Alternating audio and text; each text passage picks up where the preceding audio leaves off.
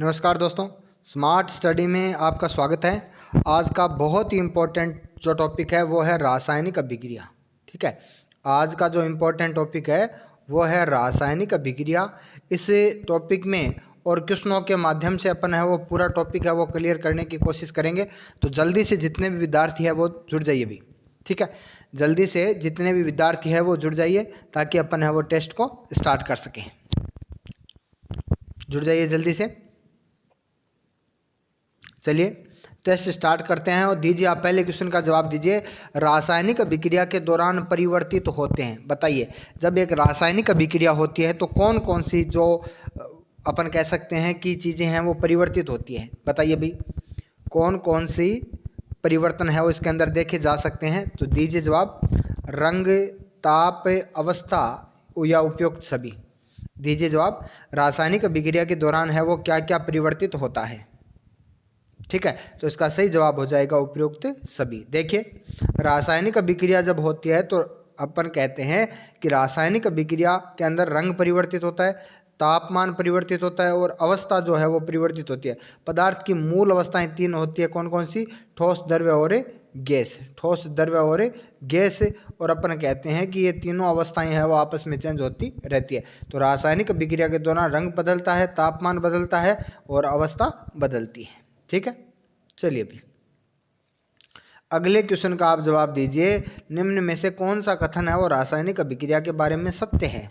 दीजिए भी जवाब, निम्न में से कौन सा कथन है वो रासायनिक अभिक्रिया के बारे में सत्य कथन है। जल्दी से जवाब दीजिए आप इसका। ठीक है, तो आप कहोगे पहला है, रासायनिक अभिक्रिया में अभिकारक है वो बाईं ओर लिखे जाते हैं। बिल्कुल सही है, आपको रट लेना है। अभिकारक जो होते हैं वो रासायनिक अभिक्रिया में बाईं ओर लिखे जाते हैं। ठीक है, आगे यदि अपन बात करें तो ये है कि रासायनिक अभिक्रिया में जो उत्पाद होते हैं वो दाईं ओर लिखे जाते हैं। ये भी आपको रटना है। सीधा डायरेक्ट क्वेश्चन एग्जाम में पूछा जाता है कि रासायनिक अभिक्रिया के अंदर उत्पाद है वो किस दिशा में लिखे जाते हैं। ठीक है, इसको अपन बोलते हैं LHS, लेफ्ट हैंड साइड। ठीक है, और इसको बोला जाता है RHS यानी राइट हैंड साइड। अभिकारकों और उत्पादों के मध्य तीर का निशान लगा होता है। बिल्कुल सही है। तो ये चारों ही ऑप्शन क्या हो जाएंगे? तीनों ही ऑप्शन क्या हो जाएंगे? सही हो जाएंगे। एक बार फिर से देख लीजिए, आपको रट लेना है। अभिकारक जो है वो बाईं ओर और उत्पाद है वो दाईं ओर। अभिकारों को और उत्पादों के बीच में क्या लगा होता है? तीर का निशान लगा हुआ होता है। ठीक है, अब आगे यदि अपन बात करें तो यहाँ पर देखो दो शब्द आए हैं। यहाँ पर दो शब्द आए हैं। एक तो आया है अभिकारक, एक तो आया है अभिकारक और एक आया है उत्पाद। तो आपको पहले मैं इनकी परिभाषाएं याद करवा देता हूँ।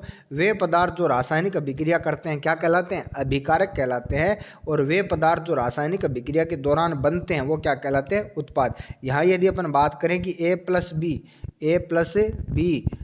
Is equal to AB। ठीक है, तो यहाँ पर अपन कहते हैं कि A और B क्या है? अभिकारक है और AB क्या है? उत्पाद है। ठीक है, अभिकारकों को हमेशा LHS यानी लेफ्ट हैंड साइड बाईं ओर लिखा जाता है। उत्पादों को हमेशा RHS यानी राइट हैंड साइड दाईं ओर लिखा जाता है। दोनों के बीच के मध्य क्या लगा हुआ है? तीर का निशान लगा हुआ है। ठीक है, चलिए भाई अगले क्वेश्चन का आप जवाब दीजिए। अभिकारकों और उत्पादों के मध्य लगे तीर का निशान क्या व्यक्त करता है? बताइए भाई, अभिकारक और उत्पाद जो होते हैं, अभी हमने पढ़ा कि अभिकारक जैसे A है और उत्पाद B है, तो इनके बीच में यदि इस प्रकार से तीर का निशान लगा हुआ है तो वो किस चीज़ को व्यक्त कर रहा है? दीजिए भी जवाब। ये उत्पादों की दिशा को, अभिकारकों की दिशा को, रासायनिक अभिक्रिया की दिशा को या रासायनिक समीकरण की दिशा को व्यक्त करता है। बताइए भाई, बताइए। अभिकारक वे पदार्थ होते हैं जो अभिक्रिया करते हैं, उत्पाद वे होते हैं जो अभिक्रिया के दौरान बनते हैं। दीजिए जवाब इसका। ठीक है, तो इसका सही जवाब हो जाएगा रासायनिक अभिक्रिया की दिशा। ठीक है, देखिए रासायनिक अभिक्रिया और रासायनिक समीकरण में क्या अंतर होता है? रासायनिक अभिक्रिया को प्रतीक के रूप में लिखना ही क्या कहलाता है? जैसे हम हाइड्रोजन को H लिखते हैं, ठीक है, या सीधा अपन हाइड्रोजन लिख रहे हैं। ठीक है, तो इसका प्रतीक, रासायनिक अभिक्रिया को प्रतीक के रूप में लिखना ही क्या कहलाता है? रासायनिक समीकरण कहलाता है। ठीक है, तो ये बीच में लगा हुआ तीर का निशान किसको व्यक्त करता है? ये व्यक्त करता है अभिक्रिया की दिशा को। ठीक है, एग्जाम में डायरेक्ट क्वेश्चन है वो NCERT से ये क्वेश्चन पूछा जाता है कि अभिकारकों और उत्पादों के मध्य लगा तीर का निशान क्या व्यक्त करता है? तो ये व्यक्त करता है अभिक्रिया की दिशा को। चलिए अगला क्वेश्चन। अगला क्वेश्चन है, किस नियम के अनुसार रासायनिक अभिक्रिया के दौरान अभिकारक और उत्पादों का द्रव्यमान समान रहता है? दीजिए भी जवाब। बहुत ही अच्छा क्वेश्चन है, याद रखिएगा। जैसे ए अभिकारक है और बी उत्पाद है, ठीक है, तो रासायनिक अभिक्रिया यदि होती है तो दोनों का द्रव्यमान हमेशा समान रहेगा। बताइए किस नियम के अनुसार ये बात है वो सही है? दीजिए जवाब। किस नियम के अनुसार रासायनिक अभिक्रिया के दौरान अभिकारकों एवं उत्पादों का द्रव्यमान समान रहता है? ठीक है, तो इसका सही जवाब हो जाएगा द्रव्यमान संरक्षण का नियम। ठीक है, इसका सही जवाब हो जाएगा द्रव्यमान संरक्षण का नियम। द्रव्यमान संरक्षण के नियम के अनुसार रासायनिक अभिक्रिया के दौरान न तो द्रव्यमान की क्षति होती है और न ही द्रव्यमान का निर्माण होता है। ठीक है, अर्थात कुल द्रव्यमान जो होता है वो संरक्षित रहता है। चलिए भी अगले क्वेश्चन का आप जवाब दीजिए। वह रासायनिक अभिक्रिया जिसमें दो या दो से अधिक अभिकारक मिलकर एकल उत्पाद बनाते हैं? बताइए भाई, जल्दी से इसका जवाब दीजिए। वह रासायनिक अभिक्रिया जिसमें दो या दो से अधिक अभिकारक, अभी मैंने आपको बताया अभिकारक वे होते हैं जो अभिक्रिया करते हैं, उत्पाद वे होते हैं जो अभिक्रिया के दौरान बनते हैं। तो आप बताइए वह अभिक्रिया जिसमें दो या दो से अधिक अभिकारक मिलकर एकल उत्पाद का निर्माण करते हैं। बताइए भाई क्या होगा इसका सही जवाब? योगात्मक अपघटन, द्विविस्थापन या विस्थापन? दीजिए जवाब। ठीक है, देखिए अपन कह रहे हैं कि दो या दो से अधिक है वो आपस में जुड़ रहे हैं। ठीक है, और जुड़ने को क्या बोलते हैं? योगात्मक बोलते हैं कि नहीं बोलते हैं? ठीक है, तो इसका सही जवाब हो जाएगा योगात्मक अभिक्रिया। याद रखना, यदि आपस में जुड़ रहे हैं, एक बन रहे हैं सभी जुड़ के, तो इसका मतलब योगात्मक अभिक्रिया होती है। अब आपको याद रखना है, योगात्मक अभिक्रिया को ही हम संयोजन अभिक्रिया भी कहते हैं। इसका कई जगह आपको नाम लिखा हुआ संयोजन अभिक्रिया भी मिलता है और कई जगह इसका आपको नाम है संयुग्मन अभिक्रिया भी मिलता है। ठीक है, तो ये तीनों नाम एक ही हैं। तो आपको एग्जाम में यदि ऐसे नाम आते हैं तो आपको योगात्मक, संयोजन और संयुग्मन एक ही समझना है। ठीक है, देखिए आगे यदि अपन इसके एग्जाम्पल की बात करें तो आप कहोगे यदि कार्बन जो है, ठीक है, यदि ऑक्सीजन के साथ अभिक्रिया करती है तो बनती है कार्बन डाइऑक्साइड। ठीक है, यहाँ कार्बन और ऑक्सीजन क्या थे? दो उत्पाद थे, लेकिन यहाँ कार्बन डाइऑक्साइड क्या है? एकल उत्पाद है। ठीक है, तो ऐसी अभिक्रिया क्या कहलाती है? संयोजन अभिक्रिया कहलाती है। चलिए भी अगला क्वेश्चन है, वह रासायनिक अभिक्रिया जिसमें एकल अभिकारक दो या दो से अधिक उत्पादों में टूट जाता है? दीजिए भी जवाब। वह रासायनिक अभिक्रिया जिसमें एकल अभिकारक जो होता है वो दो या दो से अधिक उत्पादों में क्या हो जाता है? टूट जाता है। बताइए क्या कहलाती है? संयोजन, वियोजन, विस्थापन या अपन कह सकते हैं प्रतिस्थापन? बताइए इसका क्या जवाब होगा? ठीक है, देखिए एक है वो टूट रहा है, टूटने का मतलब क्या होता है? वियोजन होता है। ठीक है, तो इस अभिक्रिया को हम क्या बोलते हैं? वियोजन अभिक्रिया। इसी अभिक्रिया का दूसरा नाम कई बार आपके सामने आ जाता है अपघटन अभिक्रिया। ठीक है, अपघटन का मतलब भी क्या होता है? टूटना होता है। ठीक है, तो वह रासायनिक अभिक्रिया जिसमें एकल अभिकारक दो या दो से अधिक उत्पादों में टूट जाता है वो होती है वियोजन या अपघटन अभिक्रिया। ठीक है, आगे यदि अपन इसके एग्जाम्पल की बात करें तो आप ये कहोगे कि जैसे कैल्शियम कार्बोनेट होता है। कैल्शियम कार्बोनेट क्या है? एकल अभिकारक है। जब इसको गर्म किया जाता है तो ये टूट जाता है CaO। CaO का मतलब क्या होता है? बिना बुझा हुआ चूना या चूना पत्थर प्लस से CO2। ठीक है, कैल्शियम कार्बोनेट को संगमरमर भी कहते हैं। चलिए भाई अगले क्वेश्चन का जवाब दीजिए आप। वह रासायनिक अभिक्रिया जिसमें कम सक्रिय अभिकारक है अधिक सक्रिय अभिकारक द्वारा विस्थापित हो जाता है? बताइए भाई। वह रासायनिक अभिक्रिया जिसमें कम सक्रिय अभिकारक अधिक सक्रिय अभिकारक द्वारा विस्थापित हो जाता है, बताइए क्या कहलाती है? ठीक है, देखो विस्थापन का मतलब, विस्थापित का मतलब सीधा सा हो रहा है कौन सी अभिक्रिया? विस्थापित अभिक्रिया, विस्थापन अभिक्रिया, या इसका कई जगह नाम आता है प्रतिस्थापन अभिक्रिया। देखो द्विविस्थापन एक अलग अभिक्रिया होती है। ठीक है, विस्थापन या कई जगह इसका नाम आता है प्रतिस्थापन अभिक्रिया, या इंग्लिश में इसको बोलते हैं डिस्प्लेसमेंट रिएक्शन। ठीक है, अब देखिए, अब आप कहोगे कि हमें कैसे पता चलेगा कि कौन सा अभिकारक है वो सक्रिय है और कौन सा है वो कम सक्रिय? देखो इसके लिए तो ये यहाँ से पहले इसको क्लियर कर लीजिए कि कम सक्रिय को अधिक सक्रिय यदि विस्थापित कर देती है तो वो क्या होती है, एक विस्थापन अभिक्रिया होती है। ठीक है, जैसे एग्जाम्पल की यदि अपन इसके अंदर बात करें तो आप ये कहोगे कि जैसे कॉपर सल्फेट होता है, यही क्वेश्चन जो है वो एग्जाम में, देखो यही रिएक्शन जो मैं आपको लिखवा रहा हूँ वही रिएक्शन इनकी एग्जाम में बार बार आती है। ठीक है, कॉपर सल्फेट की जब जिंक के साथ अभिक्रिया करवाई जाती है, किसकी, कॉपर सल्फेट की जब जिंक के साथ अभिक्रिया करवाई जाती है तो उत्पाद बनता है जिंक सल्फेट प्लस कॉपर। कहने का मतलब ये है कि यहाँ क्या हुआ, यहाँ पर जिंक ने है वो कॉपर की जगह ले ली, यानी कॉपर को क्या कर दिया, विस्थापित करके क्या बना लिया, जिंक सल्फेट बना दिया। ठीक है, इसका मतलब ये हुआ कि कॉपर जो है वो कम सक्रिय है और जिंक क्या है, अधिक सक्रिय है। ठीक है, यदि अपन बात करें कि इनकी सक्रियता को याद कैसे करें, इनकी सक्रियता को याद कैसे करें, तो इसके लिए देखो आपको एक सक्रियता श्रेणी दी जाती है।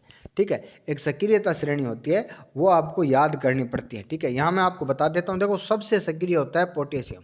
कौन होता है, पोटेशियम। उसके बाद होता है सोडियम, उसके बाद होता है कैल्शियम, उसके बाद होता है मैग्नीशियम, उसके बाद होता है जिंक, उसके बाद होता है लोहा, उसके बाद यदि अपन बात करें तो प्लम्बम, लेड। ठीक है, इधर हाइड्रोजन भी होता है। ठीक है, उसके बाद होता है कॉपर, उसके बाद मरकरी, मरकरी के बाद यदि अपन बात करें तो चांदी, और सबसे कम सक्रिय होता है सोना। ठीक है, इसको बोलते हैं सक्रियता श्रेणी। ठीक है, सक्रियता श्रेणी में ऊपर की धातुएं जो होती है वो नीचे की धातुओं से अधिक सक्रिय होती है। तो आप इसके अंदर आप याद रख लो, दो तीन चीज़ें देखो याद रख लो। सबसे सक्रिय, ये क्वेश्चन एग्जाम में सबसे ज़्यादा आता है तो आपको याद रखना, सबसे सक्रिय होता है पोटेशियम। ठीक है, आगे यदि अपन बात करें तो आप ये याद रखना कि लोहे से जिंक है वो ज़्यादा सक्रिय होता है, लोहे से जिंक ज़्यादा सक्रिय होता है, और कॉपर से लोहा जो है वो ज़्यादा सक्रिय होता है। बाकी सोना और चांदी क्या होता है, सबसे कम सक्रिय होते हैं। ठीक है, अब अपन यदि बात करें तो अपन कहते हैं कि Hg, Au और Ag, यानी मरकरी मरकरी, चांदी और जो सोना है वो क्या करते हैं, वो सबसे कम सक्रिय होते हैं, इसलिए ये किसी के साथ अभिक्रिया नहीं करते हैं, इसलिए इनको उत्कृष्ट धातु भी कहते हैं। इनको क्या बोलते हैं, उत्कृष्ट धातु भी कहते हैं। ठीक है, तो आपको याद रखना है सक्रियता श्रेणी में ऊपर की धातु है वो नीचे की धातुओं से ज़्यादा सक्रिय होती है। ठीक है, चलिए अभी अगले क्वेश्चन का आप जवाब दीजिए। वह रासायनिक अभिक्रिया जिसमें आयनों का आदान प्रदान होता है, दीजिए भी जवाब।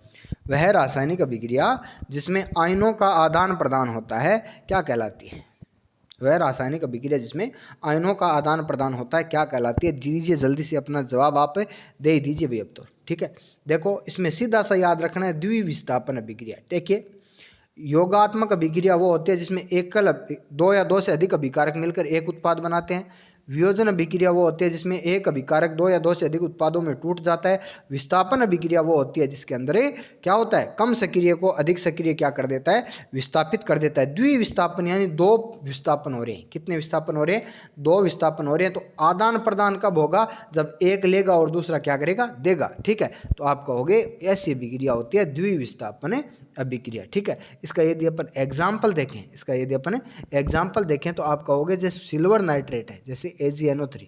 ठीक है, सिल्वर नाइट्रेट की यदि अपन कॉपर क्लोराइड के साथ अभिक्रिया करें, ठीक है, तो इसके अंदर कॉपर जगह बदल लेगा और नाइट्रेट भी जगह बदल लेगा। तो ये क्या बन जाएगा, ये बन जाएगा, सॉरी कॉपर नहीं है, पोटेशियम नाइट्रेट। ठीक है, पोटेशियम नाइट्रेट है, ये बन जाएगा पोटेशियम नाइट्रेट और ये बन जाएगा सिल्वर क्लोराइड। ठीक है, ये बन जाएगा सिल्वर क्लोराइड और ये बन गया पोटेशियम नाइट्रेट, यानी दोनों आयनों ने वो अपनी अपनी जगह बदल ली। ऐसी अभिक्रिया कहलाती है द्विविस्थापन अभिक्रिया। चलिए भाई अगले क्वेश्चन का आप जवाब दीजिए। वह रासायनिक अभिक्रिया जिसमें यौगिक गलित अवस्था में विद्युत धारा प्रवाह कर और अपघटित किया जाता है, बताइए भाई। वह रासायनिक अभिक्रिया जिसमें यौगिक को गलित अवस्था में, ठीक है, विद्युत धारा प्रवाहित करके और फिर उसको क्या किया जाता है, अपघटित कर दिया जाता है, क्या कहलाती है। जल्दी से इसका आप है वो जवाब दे दीजिए भाई। ठीक है, तो इसका सही जवाब हो जाएगा विद्युत अपघटन अभिक्रिया। विद्युत अपघटन अभिक्रिया जैसे अपन बात करें कि जैसे सोडियम क्लोराइड है, ठीक है, इसको गलित अवस्था में यदि इसके अंदर विद्युत धारा प्रवाहित करोगे तो ये टूट जाएगा सोडियम प्लस क्लोरीन में। ठीक है, तो ऐसी अभिक्रिया कहलाती है विद्युत अपघटन अभिक्रिया। आपको याद रखना है, बहुत ही अच्छा क्वेश्चन विद्युत अपघटन अभिक्रिया के ऊपर है। इस अभिक्रिया का उपयोग जो है वो चांदी के ऊपर सोने का लेपन करने में किया जाता है। एग्जाम में बहुत बार क्वेश्चन आता है ये, बताइए चांदी के ऊपर सोने का लेपन करने के लिए किस अभिक्रिया का उपयोग किया जाता है? तो इसका सही जवाब हो जाएगा विद्युत अपघटन। ठीक है, चलिए भाई अगले क्वेश्चन का आप जवाब दीजिए। वह रासायनिक अभिक्रिया जिसमें ऑक्सीजन की तो वृद्धि होती है और हाइड्रोजन की कमी होती है। दीजिए भी जवाब। वह रासायनिक अभिक्रिया जिसमें ऑक्सीजन की तो क्या होती है? वृद्धि होती है और हाइड्रोजन की क्या होती है? कमी है। क्या कहलाती है बताओ भाई? वह रासायनिक अभिक्रिया जिसमें ऑक्सीजन की वृद्धि और हाइड्रोजन की कमी होती है, क्या कहलाती है? रट लेना है, ऑक्सीकरण कहलाती है। ठीक है, ऑक्सीजन की वृद्धि हाइड्रोजन की कमी क्या कहलाती है? ऑक्सीकरण कहलाती है। जैसे अपन बात करें कि हाइड्रोजन जो सल्फाइड होता है, ठीक है, उसकी यदि ऑक्सीजन के साथ अभिक्रिया करवाए तो ये क्या बन जाता है? ये बन जाता है 2HO प्लस 2S। ठीक है, इसमें क्या हुआ? इसके अंदर हाइड्रोजन ठीक है, इसमें हाइड्रोजन जो है उसकी जगह किसने ले ली? ऑक्सीजन ने ले ली। ठीक है, तो अपन कहते हैं ऐसी अभिक्रिया कहलाती है ऑक्सीकरण अभिक्रिया। ठीक है, चलिए अगला क्वेश्चन है वह रासायनिक अभिक्रिया जिसमें हाइड्रोजन की वृद्धि और ऑक्सीजन की कमी होती है। दीजिए भी जवाब। वह रासायनिक अभिक्रिया जिसमें हाइड्रोजन की तो क्या होती है? वृद्धि होती है और ऑक्सीजन की कमी होती है, क्या कहलाती है? ठीक है, तो इसका सही जवाब हो जाएगा अपचयन अभिक्रिया। आपको याद रखना है, रट लेना है। हाइड्रोजन की वृद्धि ऑक्सीजन की कमी तो होती है अपचयन, हाइड्रोजन की कमी और ऑक्सीजन की वृद्धि क्या होती है? उपचयन या ऑक्सीकरण। ठीक है, इसी का दूसरा नाम होता है ऑक्सीकरण। अपचयन उपचयन को क्या बोलते हैं? ऑक्सीकरण बोलते हैं। ठीक है, चलिए भाई बताइए भाई अगले क्वेश्चन का आप जवाब दीजिए। वह रासायनिक अभिक्रिया जिसमें तत्व अणु या तत्व परमाणु या अणु इलेक्ट्रॉन का त्याग करता है, बताइए भाई। वह रासायनिक अभिक्रिया जिसमें तत्व परमाणु या अणु इलेक्ट्रॉन का त्याग करता है, क्या कहलाती है? दीजिए भाई, जल्दी से जवाब दीजिए आप। ठीक है, तो ये अभिक्रिया कहलाती है ऑक्सीकरण अभिक्रिया। ठीक है, अपन कहते हैं जैसे सोडियम जो होता है, ठीक है, इसके अंदर यदि ये एक इलेक्ट्रॉन का त्याग कर रहा है तो ये अभिक्रिया होती है ऑक्सीकरण अभिक्रिया। ये अभिक्रिया क्या होती है? ऑक्सीकरण अभिक्रिया होती है। ठीक है, चलिए भाई अगले क्वेश्चन का आप जवाब दीजिए। वह रासायनिक अभिक्रिया जिसमें विद्युत ऋणी तत्व का निष्कासन होता है, बताइए भाई।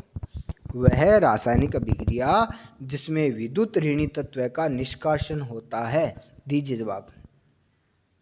वह रासायनिक अभिक्रिया जिसमें विद्युत ऋणी तत्व का क्या होता है? निष्कासन होता है, बताइए क्या कहलाती है? ठीक है, देखिए इसमें आपको याद है कि हाइड्रोजन क्या होता है? विद्युत धनी, और ऑक्सीजन क्या होता है? विद्युत ऋणी। बताओ किस अभिक्रिया के अंदर ऑक्सीजन की कमी होती है?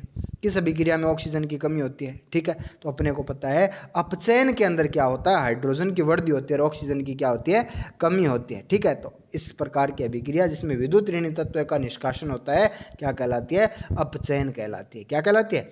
अपचयन कहलाती है। ठीक है, चलिए भाई अगला अपन कहते हैं कि वह रासायनिक अभिक्रिया जिसमें एक अभिकारक का तो क्या होता है? अपचयन होता है और दूसरे का उपचयन होता है। देखो उपचयन को ऑक्सीकरण कहते हैं। बताइए वह रासायनिक अभिक्रिया जिसमें एक अभिकारक का अपचयन होता है और दूसरे का क्या होता है? उपचयन होता है, बताओ वह अभिक्रिया क्या कहलाती है? या वह रासायनिक अभिक्रिया जिसमें ऑक्सीकरण और अपचयन अभिक्रिया साथ साथ चलती है, क्या कहलाती है? दीजिए भाई जल्दी से जवाब दीजिए आप इसका। बहुत इंपॉर्टेंट क्वेश्चन है ये, दीजिए जवाब। ठीक है, तो इसका सही जवाब हो जाएगा रेडॉक्स अभिक्रिया। रेडॉक्स अभिक्रिया के अंदर एक अभिकारक का तो ऑक्सीकरण होता है और दूसरे अभिकारक का क्या होता है? और एक अभिकारक का अपचयन होता है और दूसरे का क्या होता है? उपचयन होता है। ठीक है, चलिए अगला क्वेश्चन जो है उसमें है कि वह रासायनिक अभिक्रिया जिसमें अम्ल एवं क्षार आपस में अभिक्रिया करके उदासीन हो जाते हैं। इस क्वेश्चन का तो आप जवाब दे ही दो भाई, इस क्वेश्चन का तो आप जल्दी से जवाब दे दो। वह रासायनिक अभिक्रिया जिसमें अम्ल एवं क्षार अभिक्रिया करके उदासीन हो जाते हैं, बताइए भाई क्या कहलाती है? ठीक है, तो इसका सही जवाब हो जाएगा उदासीनीकरण अभिक्रिया। ठीक है, अम्ल और क्षार आपस में अभिक्रिया करके क्या बना लेते हैं, लवण प्लस जल, लवण प्लस जल। ठीक है, तो इस अभिक्रिया को क्या बोलते हैं, उदासीनीकरण अभिक्रिया कहते हैं, न्यूट्रलाइजेशन रिएक्शन कहते हैं। ठीक है, चलिए भाई बताइए भाई, अगला क्वेश्चन तो बहुत इजी सा क्वेश्चन है। बताइए चिप्स की थैली में कौन सी गैस भरी जाती है। बताइए भाई, चिप्स की थैली में कौन सी गैस भरी जाती है, चिप्स की थैली में कौन सी गैस भरी जाती है। ठीक है, तो इसका सही जवाब हो जाएगा नाइट्रोजन। ठीक है, अब अपने को याद रखना है कि इसके अंदर देखो नाइट्रोजन गैस क्यों भरी जाती है। ठीक है, देखिए अपन कहते हैं कि जो तेलीय और वश्य पदार्थ होते हैं, यानी तेल और वसा से जो बने हुए पदार्थ होते हैं, उनके अंदर क्या होता है, ऑक्सीकरण के कारण, किसके कारण, ऑक्सीकरण जब उनका हो जाता है तो अपन कहते हैं उनके अंदर एक अजीब सी बदबू आने लगती है, या उनका स्वाद है वो क्या हो जाता है, खराब हो जाता है। ठीक है, इस कंडीशन को क्या बोलते हैं, इस कंडीशन को बोलते हैं विकृत गंधिता। क्या बोलते हैं, इस कंडीशन को बोलते हैं विकृत गंधिता। ठीक है, या इसी का दूसरा नाम होता है रेंसिडिटी। क्या होता है, रेंसिडिटी। ठीक है, रेंसिडिटी। चलिए, अब रेंसिडिटी के कारण क्या होता है, स्वाद है वो क्या हो जाता है, खराब हो जाता है। ठीक है, तो उससे बचाने के लिए चिप्स की थैलियों में कौन सी गैस भरी जाती है, नाइट्रोजन गैस है वो भरी जाती है। ठीक है, चलिए भाई अगले क्वेश्चन का आप जवाब दीजिए। बहुत ही अच्छा सा क्वेश्चन है, रटने वाला क्वेश्चन है। जब धातु अम्ल के साथ अभिक्रिया करती है तो कौन सी गैस निकलती है, दीजिए भी जवाब। जब धातु अम्ल के साथ अभिक्रिया करती है तो कौन सी गैस निकलती है, कौन सी गैस निकलती है। ठीक है, तो इसका सही जवाब हो जाएगा क्या, इसका सही जवाब हो जाएगा हाइड्रोजन। आपको याद करना है, जैसे मैं यहाँ पर एक धातु ले लेता हूँ, मैं यहाँ पर एक धातु ले लेता हूँ, कौन सी, कॉपर। ठीक है, यहाँ पर मैं एक धातु ले लेता हूँ कॉपर, और यहाँ पर मैं एक अम्ल ले लेता हूँ हाइड्रोक्लोरिक अम्ल। ठीक है, यहाँ पर मैं एक अम्ल ले लेता हूँ हाइड्रोक्लोरिक अम्ल। ठीक है, आगे यदि अपन बात करें तो ये रिएक्शन जब हो गई तो ये बन गया CuCl2 + H2। ठीक है, तो आपको याद रखना है कौन सी गैस निकलती है, हाइड्रोजन गैस से निकलती है। चलिए भाई अगले क्वेश्चन का आप जवाब दीजिए। बहुत ही अच्छा क्वेश्चन है, आयन पर उपस्थित आवेश की संख्या को क्या कहते हैं। बताइए भाई, कोई भी आयन होता है उसके ऊपर जो आवेश होता है, ठीक है, उसकी संख्या को क्या कहते हैं। जल्दी से आप है वो इसका जवाब दे दीजिए भाई। आयन पर उपस्थित आवेश की संख्या क्या कहलाती है। ठीक है, बताइए भाई। अपन कहते हैं कि ये सोडियम है, ये एक सोडियम आयन है। ठीक है, ये उसके ऊपर है धनावेश। ठीक है, इसकी जो संख्या होती है वो क्या कहलाती है, बताइए भाई। ठीक है, तो इसका सही जवाब हो जाएगा ऑक्सीकरण संख्या। बहुत ही अच्छा क्वेश्चन है, रट लीजिए। आयन पर उपस्थित आवेश की संख्या क्या कहलाती है, ऑक्सीकरण संख्या कहलाती है। ठीक है, चलिए भाई अगले क्वेश्चन का आप जवाब दीजिए। जल के अणु का निर्माण होना किस प्रकार की अभिक्रिया है। बताइए भाई, जल के अणु का निर्माण होना किस प्रकार की अभिक्रिया, ऑक्सीकरण, अपचयन, संयोजन, या फिर रेडॉक्स अभिक्रिया। दीजिए जवाब, दीजिए जवाब। ठीक है, देखिए ऑक्सीजन के अणुओं के निर्माण की अभिक्रिया भी कई बार एग्जाम में पूछी जाती है, तो आपको मैं बता देता हूँ। इस प्रकार से होते हैं 2H2O। ठीक है, 2H2O। बताइए, अब बताइए आप, ऑक्सीकरण के जल के अणु के निर्माण के जल के अणु के निर्माण की अभिक्रिया वो किस प्रकार की अभिक्रिया है। ठीक है, तो इसका सही जवाब हो जाएगा रेडॉक्स अभिक्रिया। क्या हो जाएगा, रेडॉक्स अभिक्रिया। आप कहोगे कैसे, देखो यहाँ हाइड्रोजन है। ठीक है, तो आगे क्या हुआ है, हाइड्रोजन और ऑक्सीजन, यानी ऑक्सीकरण और अपचयन अभिक्रिया दोनों साथ साथ चली है। ठीक है, हाइड्रोजन का तो क्या हो गया, ऑक्सीकरण हो गया, और ऑक्सीजन का क्या हो गया, अपचयन हो गया। ठीक है, तो जल के अणु का निर्माण की अभिक्रिया जो होती है वो कैसी अभिक्रिया है कि रेडॉक्स अभिक्रिया। ठीक है, रेडॉक्स अभिक्रिया वो होती है जिसके अंदर अपचयन और उपचयन दोनों अभिक्रियाएं साथ साथ होती है। एक अभिकारक का तो क्या होता है, ऑक्सीकरण हो गया, और दूसरे का क्या हो गया, अपचयन हो गया। ठीक है, चलिए अभी अगला क्वेश्चन, वह रासायनिक अभिक्रिया जिसमें उत्पाद निर्माण के साथ ऊष्मा का भी निर्माण होता है। इसका तो जवाब आप दे ही दो भाई।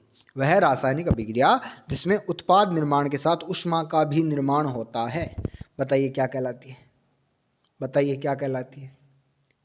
ठीक है, तो इसका सही जवाब हो जाएगा ऊष्माक्षेपी अभिक्रिया। ठीक है, एक्सोथर्मल रिएक्शन वह रासायनिक अभिक्रिया जिसमें उत्पाद निर्माण के साथ ऊष्मा का निर्माण होता है, क्या कहलाती है, ठीक है, आप कहोगे दहन अभिक्रिया जो होती है वो क्या होती है कि ऊष्माक्षेपी अभिक्रिया होती है।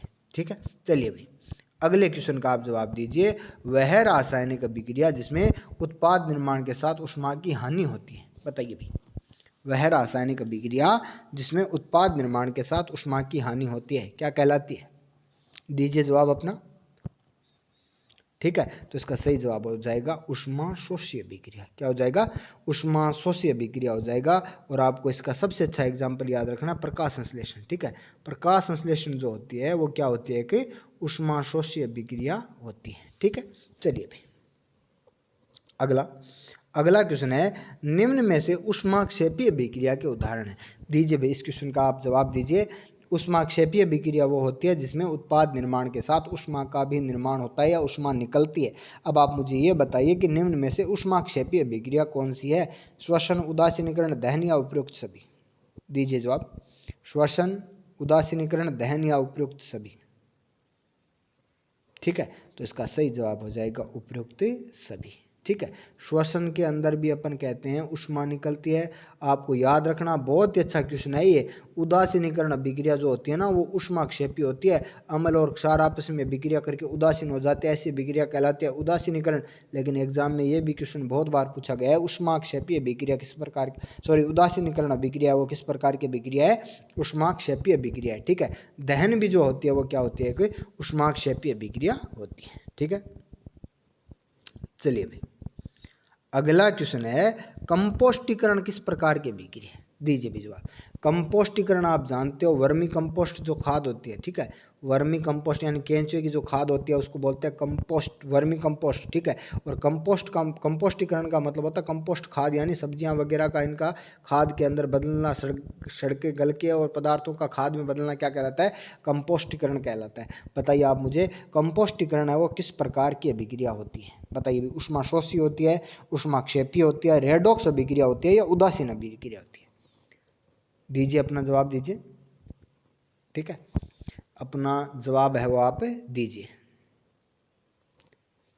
ठीक है, तो इसका सही जवाब क्या हो जाएगा? इसका सही जवाब हो जाएगा ऊष्माक्षेपी अभिक्रिया। ठीक है, इसका सही जवाब हो जाएगा ऊष्माक्षेपी अभिक्रिया हो जाएगा। ठीक है, चलिए भी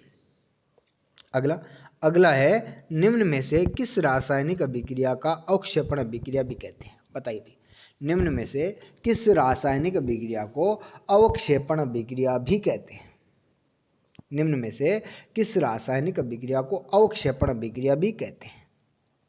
ठीक है, तो इसका सही जवाब क्या हो जाएगा? इसका सही जवाब हो जाएगा द्विविस्थापन अभिक्रिया। ऐसा का ऐसा क्वेश्चन है वो ग्रुप डी 2018 के अंदर पूछा गया है, द्विविस्थापन अभिक्रिया। ठीक है, क्योंकि द्विविस्थापन अभिक्रिया के अंदर हमने क्या पढ़ा? आयनों के आदान प्रदान से। ठीक है, वह रासायनिक अभिक्रिया जिसमें क्या होता है? आयनों का आदान प्रदान होता है। और आपको याद रखना है, आयनों का जब आदान प्रदान होता है तो एक अवक्षेप का निर्माण होता है। अवक्षेप क्या होता है? जल में अविलेय पदार्थ होता है। अवक्षेप क्या होता है? सफेद रंग का जल में अविलेय पदार्थ होता है। ठीक है, तो वह रासायनिक अभिक्रिया जिसमें अवक्षेप का निर्माण होता है वो कहलाती है अवक्षेपण अभिक्रिया, और वो अभिक्रिया होती है द्विविस्थापन अभिक्रिया। ठीक है, चलिए बताइए। अगला क्वेश्चन है, किसी रासायनिक अभिक्रिया के वेग को परिवर्तित करने की क्षमता रखने वाले पदार्थ क्या होते हैं? बताइए भाई। वे पदार्थ जो रासायनिक अभिक्रिया में भाग नहीं लेते हैं लेकिन अभिक्रिया के वेग को परिवर्तित कर देते हैं। बताइए भाई, बताइए इसका जवाब क्या होगा? वे पदार्थ जो रासायनिक अभिक्रिया के वेग को परिवर्तित कर देते हैं, बताओ इसका जवाब क्या होगा? ठीक है, तो इसका सही जवाब हो जाएगा उत्प्रेरक। ठीक है, आपको याद रखना है, उत्प्रेरक रासायनिक अभिक्रिया में भाग नहीं लेते हैं। ठीक है, उत्प्रेरकों की क्रिया क्या कहलाती है? उत्प्रेरण कहलाती है। लेकिन उत्प्रेरक जो होते हैं वो रासायनिक अभिक्रिया का भाग नहीं होते हैं, लेकिन ये अभिक्रिया के वेग को क्या कर देते हैं? परिवर्तित कर देते हैं। आपसे एग्जाम में ये भी क्वेश्चन पूछा जाता है, क्या उत्प्रेरक रासायनिक अभिक्रिया को स्टार्ट करते हैं? नहीं, उत्प्रेरक न तो रासायनिक अभिक्रिया को स्टार्ट करते हैं, न रासायनिक अभिक्रिया को खत्म कर सकते हैं, सिर्फ और सिर्फ उसके वेग में परिवर्तन कर सकते हैं। यानी अभिक्रिया के वेग को बढ़ा सकते हैं या अभिक्रिया के वेग को घटा सकते हैं। ठीक है, तो दोस्तों रासायनिक अभिक्रिया के जितने इंपॉर्टेंट क्वेश्चन थे वो समीकरण सहित जो है वो मैंने आपको करवा दिए। ठीक है, अब आपको ये बिल्कुल भी नहीं सोचना है कि रासायनिक अभिक्रिया के अंदर इनसे बाहर भी क्वेश्चन आएगा, नहीं। देखो समीकरण है वो अलग हो सकती है थोड़ी सी, समीकरण तो अनेक प्रकार की समीकरणें बनती हैं, उनका तो अपन देखो कुछ नहीं कर सकते, लेकिन थ्योरी का यदि क्वेश्चन आएगा, ठीक है, और यदि आपको ये थ्योरी भी याद हो गई तो रासायनिक अभिक्रिया से संबंधित कोई भी क्वेश्चन है वो आप एग्जाम के अंदर गलत नहीं करोगे, ठीक है। अब देखिए कल एक विद्यार्थी का सुझाव आया था कि भाई क्वेश्चनों की संख्या वो बढ़ाई जाए। देखो मैं आपको बात बताऊं कि अपना ये जो टेस्ट सीरीज है सिर्फ और सिर्फ ग्रुप डी रेलवे की स्पेशल है, वो लगभग 31 मार्च तक चलना है, ठीक है। चलिए इससे आगे भी बाद में मान लो किसी और एग्जाम से संबंधित चलेगा, लेकिन रेलवे स्पेशल ये 31 मार्च तक चलेगा। और मैं कह रहा हूँ आप 25-25 क्वेश्चनों से भी, ठीक है, 25-25 क्वेश्चनों से भी या 30-30 क्वेश्चनों से भी, कईयों में 35-30-25 क्वेश्चनों से भी अपने पास इतने सारे क्वेश्चन हो जाएंगे कि एक भी क्वेश्चन है वो एग्जाम में इनसे बाहर नहीं आएगा, ठीक है। तो आपको बिल्कुल ही घबराने की ज़रूरत नहीं है। जितने क्वेश्चन आपको करवाए जा रहे कम से कम, देखो आपको यदि 25 क्वेश्चन या किसी में 30 क्वेश्चन है, कभी 27 क्वेश्चन या 28 क्वेश्चन, जितने भी क्वेश्चन एग्जाम अभी आपको जैसे करवाए जा रहे हैं, तो उन क्वेश्चनों को आप रटते रहो। रोजाना यदि इतने इतने क्वेश्चन भी कर लेते हो, ये जैसे रासायनिक अभिक्रिया का ये इतने 25 क्वेश्चन है, उनमें आपको ये मान लो पूरा टॉपिक क्लियर हो गया। आप किसी भी बुक को उठा के देख लेना, रासायनिक अभिक्रिया के अंदर इनसे बाहर यदि और कोई क्वेश्चन बनता है तो आप मेरे को बता देना, ठीक है। तो इसमें आपको बिल्कुल भी टेंशन लेने की ज़रूरत नहीं है। आप जितने क्वेश्चन आपको करवाए जा रहे हैं, इस वीडियो को कम से कम आप 2 बार देख लिया करो, कम से कम, ठीक है, कम से कम आप 2 बार देख लिया करो, ठीक है। तो आपका जितना, और फिर भी जो क्वेश्चन याद नहीं हो रहा है उसको थोड़ा सा नोट आउट कर लिया करो, ताकि आपके पूरा का पूरा चैप्टर है वो एकदम याद हो जाए। यही क्वेश्चन ऐसे कैसे एग्जाम में है वो छपने हैं, ठीक है। तो जल्दी से अब मुझे बता दीजिए आपके वो कितने क्वेश्चन है वो सही हो रहे हैं, ठीक है। जल्दी से बता दीजिए आप मुझे कितने क्वेश्चन है वो आपके सही हो रहे हैं, ठीक है। तो दोस्तों और भी यदि आपको अच्छा सुझाव लगे तो आप मुझे ज़रूर दें, ठीक है। धन्यवाद।